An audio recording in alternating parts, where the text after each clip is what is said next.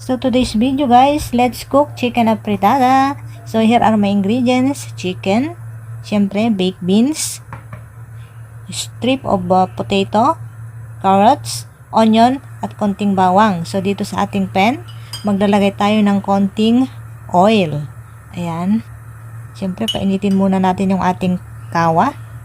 Saka natin ilalagay yung ating garlic. Kung gusto niyo naman yung chop na garlic guys, basta okay, pero dahil ayaw ng amo ko, so hiniwa-hiwa ko lang siya ng malalaki para mas madali ko siyang tanggalin mamaya. So ayan guys, and then ilalagay na natin yung ating chop onion. Ayan, igigisa lang natin siya hanggang sa mag-translucent or lalabas yung aroma ng ating onion. So ayan guys, kung gusto niyo ng maraming onion, pwede rin kayong magdagdag. Ayan, kansa na lang natin guys. So ayan, kapag okay na, dito na natin ilalagay yung chicken. Gumamit pala ako dito ng chicken thigh guys. Pwede rin kayong gumamit ng any part of the chicken. Pwedeng chicken breast. Ayan. At hindi ko ito minarinate guys, dahil gusto ko igigisa ko muna sa konti bago ko siya titimplahan. Ayan, ganyan lamang siya. Napakadali lamang ito guys.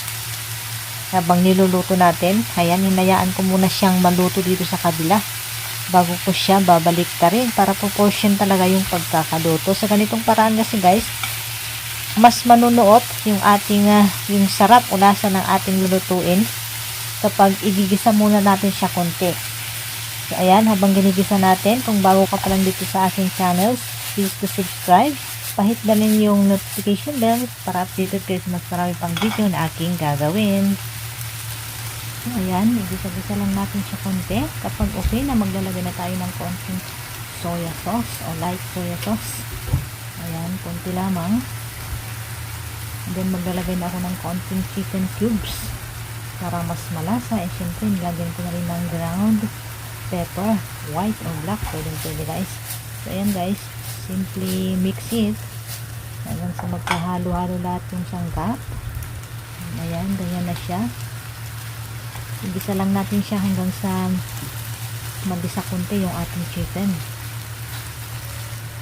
So, siguradong magugustuhan nyo ito guys.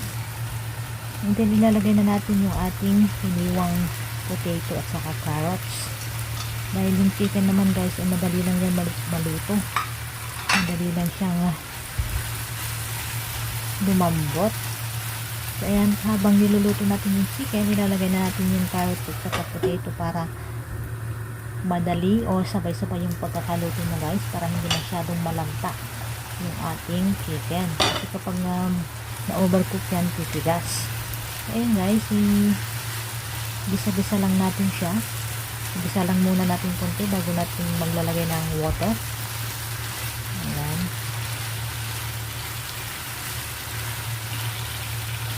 Gayahin nyo ito guys. Try nyo itong recipe na ito dahil siguradong magugustuhan nyo ito guys. Legit ang lasa. Ayan, naglagay na tayo ng water. Kailangan boiling water ang ilalagay natin guys. Warm water. Ayan, takpan muna natin ng mga ilang minuto. Ayan, kapag after how many minutes, ayan, i-check na natin kung lumambot na ba yung ating sangkap. So ayan, maglalagay na tayo dito ng baked beans. Alternate ito guys, mas masarap ito kaysa sa ketchup. Ayan, pero pag nagkulang yung lasa, nakukulangan kayo sa lasa, pwede kayong magdagdag ng ketchup. Pero ito guys, napakalasa na kahit ito lamang ang ilalagay natin. Very shock na shock, legit na ang lasa guys. Ayan, huwag natin haluin ng dahan-dahan lang natin siyang haluin guys para hindi malasog itong ating baked beans. So ayan, kaya hinay-hinay lang.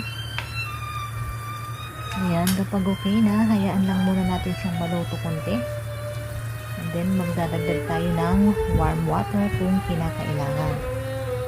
Ayan, may mga tao naman, may mga cooker na mas gusto yung masabaw, kaya pwedeng yung damihan ng water guys.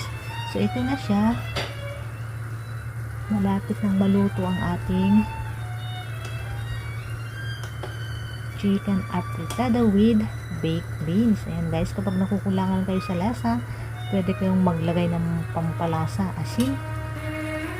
Ayan, so ito na nga siya guys. Ito na ang itsura niya ng ating chicken apretada with baked beans. So pag nagustuhan yung video na ito guys, please comment down below, pa-subscribe na rin and follow. Thank you guys for watching. Babush!